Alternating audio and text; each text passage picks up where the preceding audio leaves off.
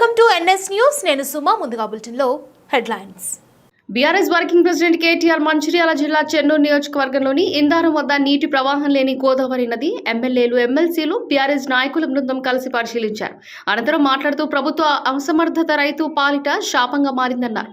గత ప్రభుత్వాన్ని కేసీఆర్ ను బదనాం చేయాలని మేడిగడ్డ వద్ద నీటిని ఎత్తిపోయడం లేదన్నారు.